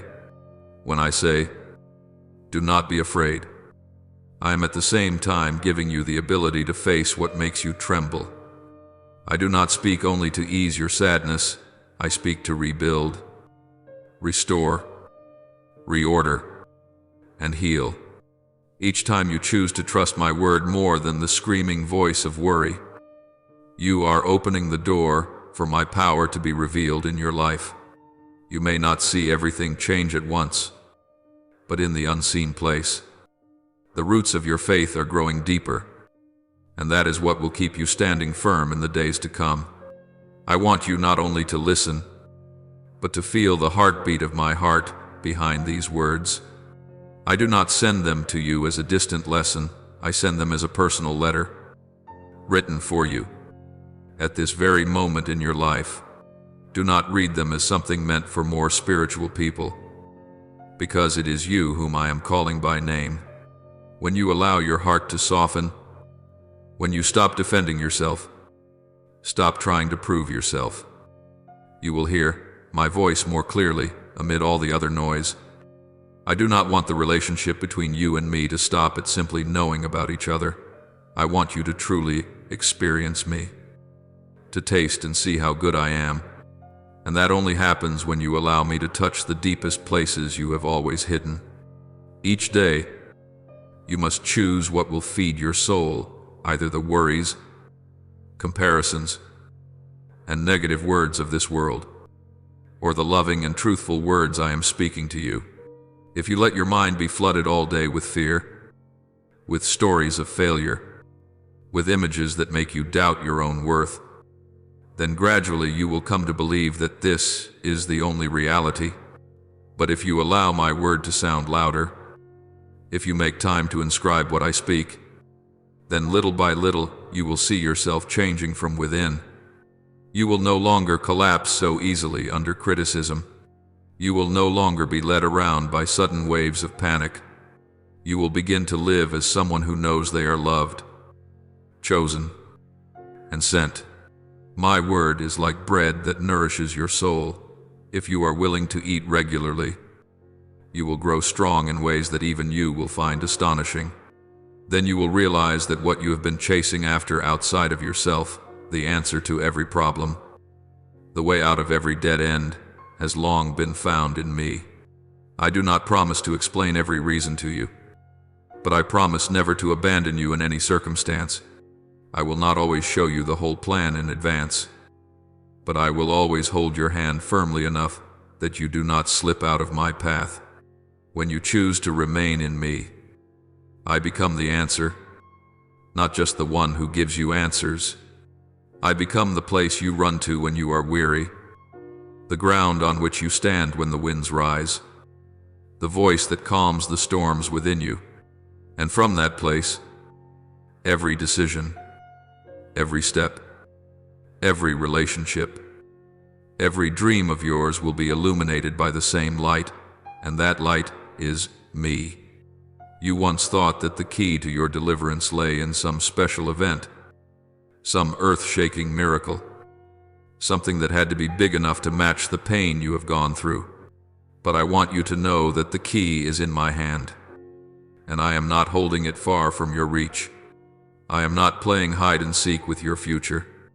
I keep the key because I do not want you to harm yourself by forcing open doors you are not yet ready to walk through. When you draw near, when you trust, when you are willing to let me lead, I will open each door at the right time and in the right way. Some things I open quickly, others I open gradually, but all of it is for the safety and maturity of your soul. The rescue I give you is not only pulling you out of a bad situation, but freeing you from the invisible chains that have bound you from within: fear, inferiority, bitterness, resentment. When those chains are loosened, you will be able to walk more lightly and more steadily, and you will realize that you have never truly been alone, because I have always been there, holding the key, waiting for you to draw near so that I can open up the new life I have prepared just for you. My child, this is the moment when I gently draw near and breathe into your soul a new breath, a breath that darkness has tried many times to extinguish but never could, because it comes from me, the one who called you out from the midst of your most weary and disheartened days. I do not come to roughly patch up the cracks in your heart for a little while. I come to transform. At the root, the way you see yourself, the way you see me, and the way you see the days ahead of you. There are deep places in your heart that you have long been afraid to face, afraid to touch, afraid to even name, because every time you remember them, you feel as though you are being pulled into a cold room full of accusation and shame. Today, I take the light of my love and shine it into every hidden corner, not to parade your faults, but to show you that nothing in your past is strong enough to snatch you out of my hand. I step into the very place you thought I would never dare to touch. I look straight at the things you want to hide, and I say to you, I have seen it all. I have known it all, and I still choose you. You no longer need to run away, nor do you need to wrap yourself in the thick armor of toughness to cover your wounds. Because I have not come to judge you in this moment, I have come to set you free. The memories that weigh you down are no longer a sentence over your life. They are simply old stories that I will use to write a new page. You have thought that your soul is ruined, crumpled beyond repair. But I am placing my hand upon it and doing what only I can do. I soften the heart that has grown hard. I soothe the places that have been scraped raw. I restore life where you were sure everything had died. Do you remember how many times you have said in your heart, I have nothing left to hope for? I am completely ruined. I have heard every whispered word. And it is precisely for this reason that today I come to cut off the lie that has clung to you for so many years. I will not allow any form of despair to rule your soul for even one more day, because that soul belongs to me. I will not let the voice of darkness be the final voice in the story of your life. I place a new word, a new decree into your mind. You are loved. You are forgiven. You are rebuilt. Let these words flow into your heart like cool water running through parched ground, so that what has been barren for so long can begin to soften, to breathe again, to long once more for what is good. I do not erase the past by pretending it never existed. I strip it of its power over you by placing over it a greater love, a new meaning, a new beginning. The things that once made you ashamed, if you place them in my hands, will be transformed into marks of grace. The times you fell, if you are willing to hand them over, will become proof that there is no pit so deep that it lies beyond the reach of my arms. You have become so accustomed to feeling alone that often, even when I am very near, you still think you are fighting by yourself. You look around and see that no one seems to truly understand what you are going through. You feel as though your words are lost in a noisy room where nobody hears you. You hide yourself in silence because you think you are too different, too fragile, too confused to share your heart with anyone. But my child, there has never been a moment when I left you, never an instant when your tears fell without my knowing. Each night when you toss and turn, I am there. Every time you force a smile to get through the day while your heart tightens inside, I am there. Every time you want to give up, I am still there, listening to every sigh you do not dare to put into words. You call your loneliness something familiar, but I call it the place where I long to step in and walk with you. You often ask, is God really here? And my answer has never changed. I am always here, whether you feel me or not. My love is not like human affection that rises and falls with the day, warm at times and cold at others, near one moment and distant the next. My love is steady like a rock, solid like the ground beneath your feet, unmoved by the times you stumble, the times you doubt, or the times you are so tired you no longer have the strength to pray. When you are weak, I stand closer still. When you think you are slipping away from me, in reality, I am holding you tighter than before. I long for you to begin trusting in my presence more than in the noise of your emotions. Your emotions rise and fall constantly, but I do not change, and it is in this unchanging nature that you can find your place of rest. From now on, I want you to learn to look again at the conflicts in your life, the tensions, the trials, the days when everything feels upside down, not as proof that I have abandoned you, but as the steps of a staircase leading you to a higher place. Each time you find yourself in the fire, your instinct is to ask, why me? Why is this so hard? And yet you rarely ask, what are you, Lord, trying to shape in me through this? You see events as a burden, but I see them as opportunities to build within you a strength that superficial calm could never produce. Like a metal worker who places gold into the fire not to destroy it but to separate it from its impurities. I allow collisions to come into your life, not to crush you, but to reveal the treasure I have placed within you. There have been crises that forced you to stop and truly look at yourself. Without them, perhaps you would still be running after things that were never meant for you. I do not deny that what you have gone through is hard, nor do I ask you to pretend that it does not hurt. I simply invite you to change your perspective. Do not see yourself as a victim of circumstances. See yourself as someone being personally trained by my own hand. Every time you make it through a battle, you do not go back to who you were before. You become different, deeper, more understanding, gentler, and closer to me. What you call broken is often the very first step in a new arrangement I am building. You often want me to lift you out of the battle right away, but I choose instead to stay with you in that very battle and teach you how to fight. I do not create the attacks that come against you, but I use those very attacks to awaken a new resilience within you. I will not allow these conflicts to define who you are, but I will use the way you respond to them to position you for a new season. And in that new season, you will discover that you are far stronger than you ever imagined. I have decided not to let you return to your former days, when you lived only by instinctive reactions of fear, avoidance, and withdrawal. You have come too far to go back to the starting point as if nothing had ever happened.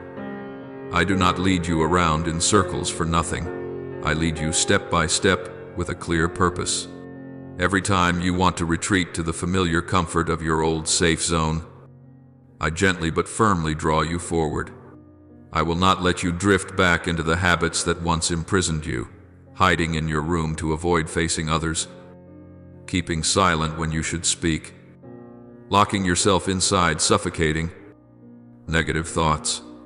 I have given you a new life, not so you can put on the old garment again. Do not return to the old way of seeing yourself. I am just a failure. I am just trouble. I only bother people. You are my child, and the name I place upon you is worth more than every label the world, or even you yourself, have ever put on your own life. What I am doing in you is not a temporary repair. It is a recreation. I place in you a heart that knows how to trust, how to hope, how to move forward, and I do not want to see that heart strangled again by old stories. Fix your eyes on me, not on what your physical eyes can see. If you keep staring at your circumstances, you will always find reasons to worry, but if you look to me, you will always find reasons to keep walking. I know your future. I am already standing there before you, and I tell you that what lies ahead is not a solid wall with no way through, but doors that I, myself, will open at the right time. Not every good thing comes immediately, but I do not let anything arrive later than the best time for you. Believe that I am arranging things your eyes have not yet seen, your ears have not yet heard, but your soul can begin to sense through the peace I am planting in you today. That peace does not come from everything suddenly becoming better. It comes from the awareness that whatever happens, you will not have to face it alone. You once sought comfort in hiding, in shrinking back, in cutting off connection with others so you would not have to explain yourself or feel the pain deepen. But I have not called you to live in that kind of false peace. I call you to step out of your shell of isolation, out of those days of curling up only with your sadness and your self-reproach. I invite you into a new life where you dare to open your heart, dare to build healthy relationships, dare to let others see your weakness, and at the same time, dare to let them see the work I am doing in you. You no longer have to live like one who has no shelter, because I have become your shelter. When I am the place where you hide, you can step out into the world without needing to run away anymore.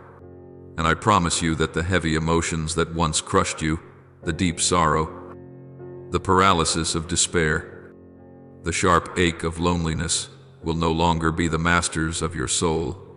They may still knock at your door, but they no longer have the right to stay long. They may whisper in your ear, but my voice will be louder than theirs if you are willing to listen. I give you the ability to stand up even when your heart is still trembling, the ability to smile even when tears still linger at the corners of your eyes, the ability to keep believing even when you do not yet see the full result. You are not losing. You are in the process of being built. I call you a conqueror not because you are always strong, but because I am with you even when you are at your weakest. And as you keep holding my hand, the day will come when you look back and see that the very things that once tried to bury you have become the launching pad that brought you closer to me. Deeper, more mature. This is my intention for you, and I will not abandon the work I have begun in you. You need only not abandon yourself. I will walk with you until the end of the journey. Engrave this in your heart as if it were a new breath, whether you are in the deepest valley or on the dazzling heights of success. I have never taken my eyes off you. Not for a single moment have I forgotten your journey. Circumstances around you may change. People may come and go. Hearts may falter and waver. But my presence beside you does not shake. I know there are days when you wake up with a nameless weight pressing on your chest, worries crowding your mind before you can even call them by name, old memories flooding back until you just want to escape from everything. It is precisely in those seemingly darkest hours that I gently come near and whisper to you, you do not have to go through these days alone.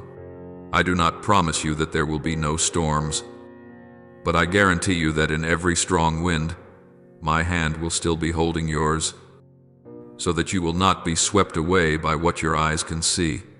I am forming you not to become a victim of adversity, but to become someone who dares to lift their head, look into the storm, and still say, my heart still belongs to you. You think you are weak, but the strength I have placed within you is far greater than what you have ever believed about yourself. The mountains that make you tremble are not there to bury you. They are there so that you may witness how I turn each trembling step you take into a testimony of my faithfulness. There will be times when you say, I cannot bear any more. But it is precisely at that seeming limit that I pour new strength into you and draw you through, so that when you look back, you will understand that what kept you standing was not your own willpower, but my grace upholding your life day by day. I want you to learn to govern your emotions instead of being led by them. I am not asking you to become numb, but I am teaching you to stand firm, even when there are hidden waves surging inside. The peace I give you is not a brief rush of excitement, but a steady state in the very heart of the storm, where you can breathe deeply and know, I am still on the throne. When you learn to anchor your heart in me, when your thoughts come to rest in what I have spoken, you will find that you are no longer so easily swept away by every change in circumstance. You will come to see that you can cry, you can be weary, you can step back to rest, but you will no longer collapse as you once did, because deep within you know there is one who is holding you from the inside. Allow me to teach you how to be still amid the noise, how to guard your mind from being dragged away by panic, how to stand upright in the dignity of one whom I have called by name. You are not the product of failure, not the result of your mistakes, not the sum of the judgments others have spoken over you. You are the child I have engraved, not on a stone tablet, not in a ledger, but upon my own heart. Whenever you think you have been abandoned, remember that your name is not floating aimlessly in some empty space. Your name has been etched deeply into the place where I keep what is most precious to me. No one and no power can erase what I have engraved. You may forget me in a moment of weakness, but I do not forget you, not even for a single second. I remember even the sighs you yourself do not notice. I count every tear that falls upon your pillow. I see the sentences you dare not speak aloud for fear that no one will understand. I hear it all. I know it all. and I am still here. Do not let the feeling of emptiness deceive you into thinking that my silence means I am far from you. Many times I am silent so that your heart can grow quieter, so that you can recognize that I am standing right beside you, not somewhere distant and unreachable. The promise I have given you is not a promise signed in a moment of fleeting emotion, not a hastily spoken phrase to soothe you for a while and then be forgotten. The promise I have given you has been sealed with the price of blood, with the incomparable sacrifice of my only Son on the cross. Every time you doubt whether there is still hope for your future, look there and remember that I was willing to give what was most precious to win you back. I did not bring you home only to abandon you on the way. I did not draw you out of darkness to push you into a new abyss. What I begin, I will complete. You may not see the whole path ahead, but I do. You may not understand why this thing is happening, why that other thing has not yet changed, but nothing ever takes me by surprise. I have taken the whole story of your life into my greater plan, where everything that seems scattered and disconnected can be woven into a meaningful tapestry when it lies in my hands. In this very moment, as you sit here, reading these words, hearing my whisper in your heart, this is not just another ordinary second passing in your day. This is the moment I chose to draw you closer, to remind you that you are being loved in a way this world cannot give and cannot take away from you. I want you to stop. Truly stop. Relax your shoulders, and let my love soak into the deepest places of your soul, the parts you usually hide, the regions of memory you do not dare to touch. I am stretching out my arms to embrace all the broken pieces within you, not to reopen your wounds, but to pour healing oil upon them. You do not need to hide your fragility from me. I am not repulsed by your weakness. I am only grieved when you try to pretend to be strong and do not allow me to step in. When I say that I am always with you, it does not mean I am there only when you read scripture, when you pray, or when you gather with others. I am with you when you are pressed in the middle of the crowded streets, when you sit in silence, staring at the light in a hospital room, when you are left stunned and heavy-hearted after a conversation that weighs you down. I am there in your laughter with friends, in the quiet between you and your loved ones when no one knows what to say, in every heartbeat that races with anxiety. I want you to learn to recognize me in the smallest of things, the gentle sunlight coming through your window in the morning, the glass of water you hold when your throat is parched, an unexpected message from someone checking in on you at the very moment you needed a word of encouragement. These are not random coincidences. They are my way of whispering, I am still here. Every time you cry out to me, whether with words or with a silent sob, I listen with my full attention. To me, no prayer is too small or insignificant. There are things you think, this is too small. I don't dare bother God with it. But I want you to know that I am not bothered when you come to me. What grieves me is when you choose to carry it alone. Let me be Father to you in a complete way, not just as a beautiful spiritual idea, but as the one you truly talk to. Pour out your heart before, question, rely on, and entrust with your deepest secrets. I give you the light of morning not merely so a new day can begin, but as a reminder that no matter how long the night has been, dawn still comes. The gentle breeze that brushes your face is not merely a weather pattern, it is a soft reminder that my breath is still covering your life. My love is not the fragile affection of this world, fervent today and faded tomorrow. It is a warmth from heaven that wraps around you like a garment no winter can pierce. I bring my strength into what seem like your most ordinary steps, turning each stride along the road of pain into a step of transition toward a new future.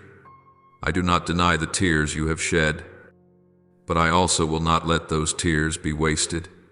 I use them to soften your heart, to teach you compassion for others, to prepare you to become one who will comfort those who walk behind you on similar paths.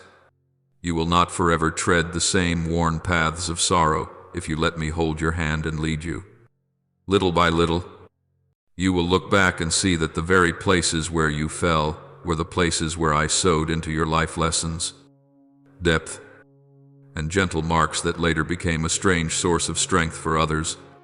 Believe that every path I lead you along, though it may now feel rough and make your feet bleed, will be transformed into a road of prosperity, as I define it, a prosperity not measured only by finances or status, but by maturity, peace, and clarity about your purpose and calling.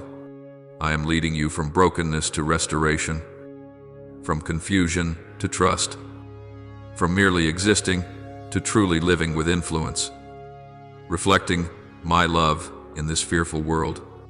Every promise I have spoken over you is not hanging loosely in the air. It is backed by my own authority and faithfulness.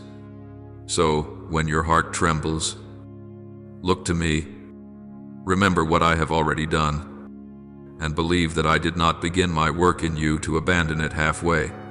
I will walk with you, day by day, step by step, season by season, and the very fact that you are listening to me right now is already a sign that I am still patiently, gently, and yet powerfully carrying you forward on the journey I have set before you. I see clearly every rough bend in the road you have had to walk, every time you forced yourself to stand up again, every tear you wiped away quickly so no one would notice. There is no pain of yours that I have not witnessed, no loss that I have not recorded in my heart. Your past does not shock me or leave me confused. I know exactly where you stumbled, how you lost your way, and how many times you wanted to give up. I see your present, with all its weariness, tangles, and confusion, and I do not turn my face away from you.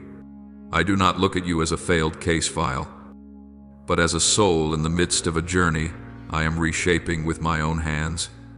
To others, you may appear to be only an unfinished story, but to me, you are a masterpiece I am still patiently carving, line by line.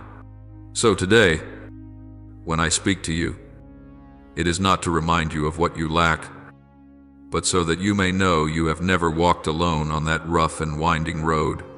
Even when you feel as though you are stuck between your past and your present, I am still holding you in my hand. There are moments when you think you are only surviving and not truly living. Yet it is I who have been preserving the breath within you so that you do not collapse along the way.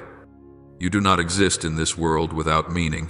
You were born with an intention, a plan, a path that only you can fully walk.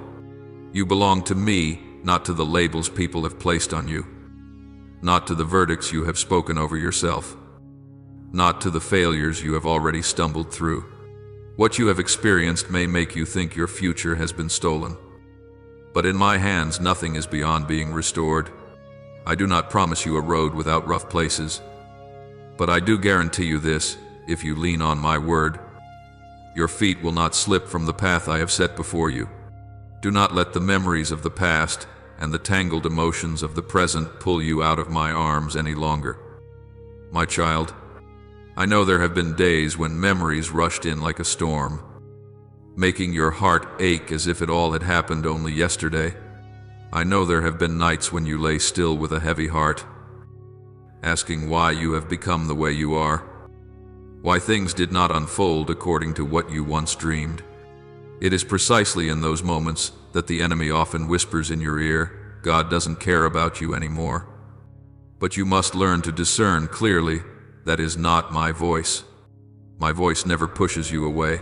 My voice always calls you nearer. Painful emotions may come in waves, but I am the solid rock on which you can lean whenever you feel you are about to be swept away. If you keep letting those old voices lead you, you will remain standing outside of what I am preparing. But if you decide to believe my word over you, you will begin to see the first steps of renewal taking shape. Today I am deliberately turning my eyes and my word toward you, so that you may know you are not forgotten in the midst of the crowd. This is not a vague, general message. This is my word specifically for you, the one who is tired yet still trying. The one who feels invisible, yet is deeply precious in my sight. I do not merely want to comfort you with a few gentle phrases and then leave you to return to the same old cycle. I want you to know that my presence near you is real, living, and powerful enough to change the atmosphere in the very room where you sit, in the very mind that feels so restless. The words I have spoken, I do not forget, I do not promise, and then leave things unfinished. Each of my promises is like a road that leads you out of panic and into a place where your soul can rest, where you no longer have to stumble with every step, but can breathe deeply and know that you are safe. I want to lead you into a life of peace, not because every circumstance is favorable, but because you know you are in the hands of the one who holds all things under control. Let the doubts that have been eroding your faith all this time begin to be laid down, little by little. I do not blame you for having doubted. I know the wounds in your life have made it hard for you to fully trust anyone, including me. But my child, I am not like those who broke you. I do not make empty promises. I do not abandon you when you are weak, and I do not turn my back when you fail. Every time you doubt, I am still there, waiting for you to come back with your honest questions, waiting for you to speak out the things you dare not say to anyone. I am not afraid of your weakness. I only grieve when you hide it and carry it alone until you are exhausted. Let that doubt be replaced by a small decision. I will try to trust God once more, not by feeling, but by choice. It is precisely such small, seemingly insignificant decisions that open the door to greater things in your soul. Fear and anxiety have become unhealthy companions to you for a long time. They whisper to you from morning until night, you'll just fail again. Everything will collapse eventually. There is nothing truly good reserved for you. These phrases are like invisible cords tying your hands and feet, keeping you from stepping forward even when you want to, keeping you from believing even when you long to believe. But today, I have not come to scold you for being afraid. I have come to cut those cords. I do not want worry to keep blocking the things I long to give you. I am quietly transforming not only what is outside your work, your relationships, your circumstances, but also what is inside the way you think, the way you respond, the way you see yourself. I want to reorder your family, to heal the fractures you thought could never be mended. I want to rewrite the story of your future in lines of hope. I want to touch your character, refining the sharp edges that hurt you and hurt others, the dreams you thought had died, the plans you folded away and hid. I am breathing life into them again so that you may know I still have work to do through your life. What I ask from you is not a flawless plan, but a trusting heart willing to surrender. To trust me does not mean you sit still and do nothing. To trust me means you let me go before you and you follow, even when you cannot yet see the whole road ahead. You have lived too long in a posture of having to protect yourself, provide for yourself, and fight through every storm on your own. Now I invite you to change positions. Let me be the one who leads, and you be the child who knows how to place your hand in your Father's hand. When you allow me to guide you, I will show you ways you never noticed before. It might be a conversation you need the courage to start, a relationship you need to be willing to close, a small action you need to take to show love to someone. The paths I lead you on may not match the original plans you sketched out, but they will always lead you to what is better for your soul, even if at first you do not understand. Come to me, not as a criminal being interrogated, but as a child running home after a long and weary day. I do not stand before you with a condemning gaze. I open wide my arms. You do not need to be put together. You do not need polished words. You do not need to pretend to be strong. Come to me while you are still trembling, still confused, still full of questions with no answers. I value honesty more than any beautiful outward form.